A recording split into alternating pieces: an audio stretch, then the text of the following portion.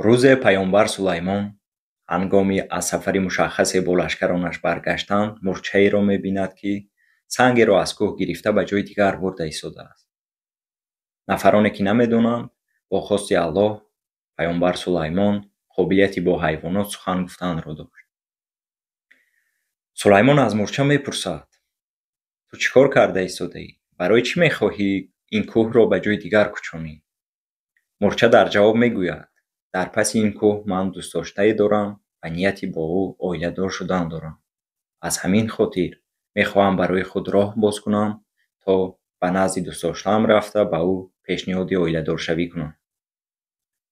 سلیمان در جواب می‌خندد و می‌گوید: خوب، بهترین فکر عالی جناب، ولی این کار را چگونه انجام دادنی؟ یعنی تو می‌دهد این کوه باشد خیلی بزرگ است، حتی برای من، یعنی انسان. مورچه باشد جوابی عاقلانه می‌دهد.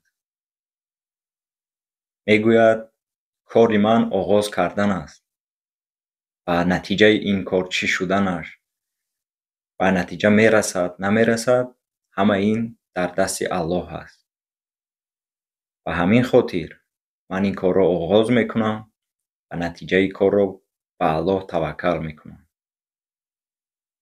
سلیمان بعد شنیدن این جواب به لشکرش فرمان میدهد که کوه را به دیگر جای کوچانید. و لشکرش باشد زود این کار را به انجام میرساند. و مورچه وقتی میبیند که راه به سوی دوست داشته‌اش باز شده است و سلیمان میگوید: دیدی سلیمان، چه خیلی گفتم، کار من آغاز کردن است و نتیجه این کار را تنها الله میداند و چی شدن نشدنش تنها در دست الله است. برای همین دوستان ناامید نشوید.